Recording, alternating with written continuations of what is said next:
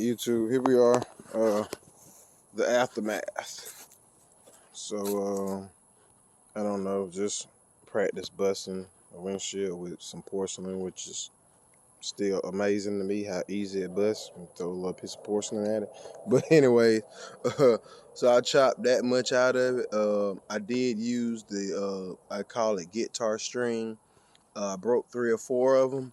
What I did realize was it works better if you don't try to pull it back and forth like really fast.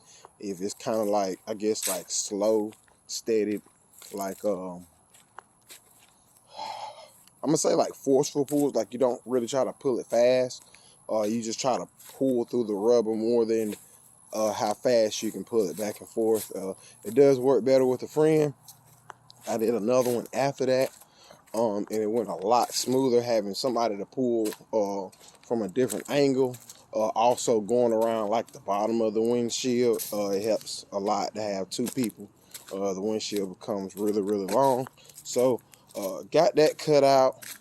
Of course, it's different from the other car. You're not just gonna, I guess, like cut out a section and weld it up.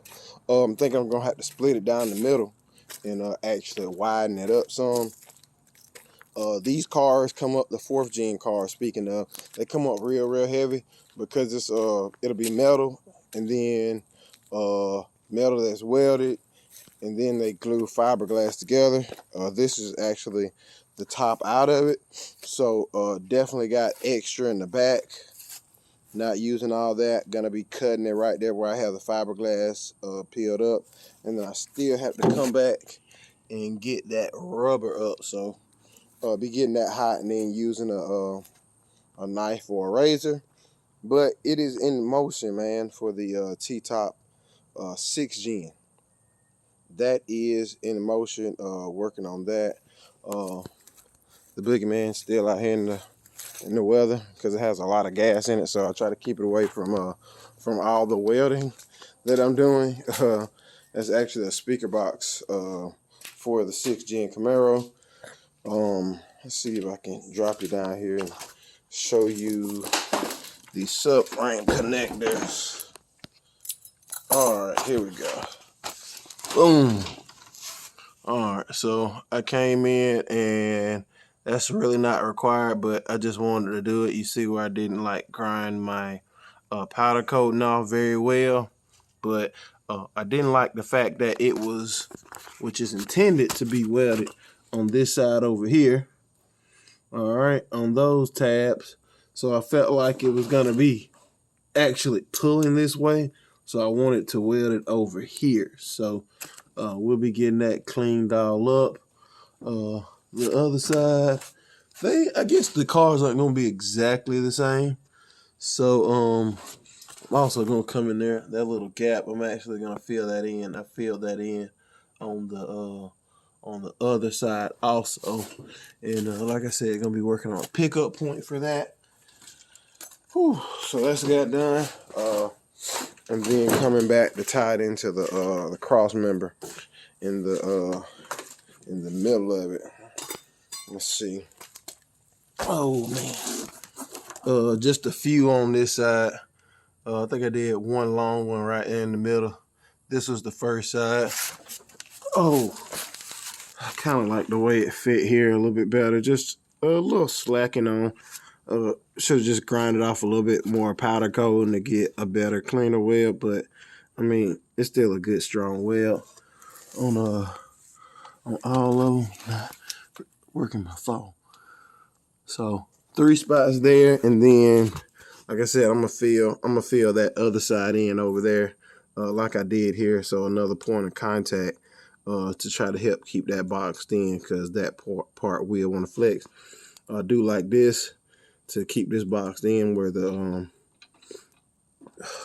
I'm about to call it a traction bar, but it's a lower control arm for the rear end.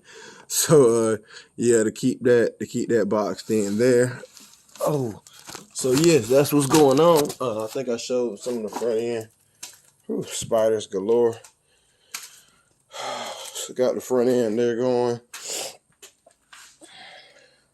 and I actually got the radiator in. So we was gonna do a 2-part setup, so I don't know, I opted out to just buy a big radiator and save on some fab work. Still gonna have to do some fab work, but won't have to do as much. So I'm pretty happy with how this one here came out. I like the round tubing better than the square tubing look wise on the car. But when you start to do, I guess, like bolts and sitting stuff on here, it's a little bit harder to work with, but it does look a lot better on a car, in my opinion. So that's what's going on there. Try to get some work done on this here. I'm working on the other Camaro also, the Snowball Camaro. That is actually the radiator right there in that box. So get it unboxed, looked at it, and make sure it'll fit after that. Back on the Snowball Camaro, gonna be testing it some in the street today. Checking the tune on it. Show coming up this weekend in Adele. Some people call it Valdosta, but in Adele, Georgia, South Georgia Motorsports Park. Really good quarter-mile track. Gonna be getting the Snowball Camaro out there. So that's kind of the main focus for the rest of the day. And I'm not gonna say that. Early afternoon, late, early afternoonish. I don't know. I might drive tonight. It's easier to see when cars are coming. Make sure the police are not out when I'm pulling on it. But also can blend in a little bit better, like during this time of the day, because there's just a few more cars out. So we'll see. I'm thinking about just taking it out right now. That way I can bring it back, cut it off, cool it down, pull a plug, and see what it looks like.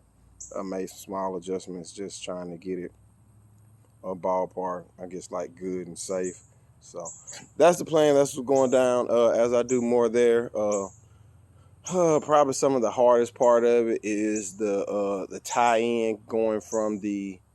It's going to be going from the subframe connector to the actual cross member, and once I do that, it should start rolling.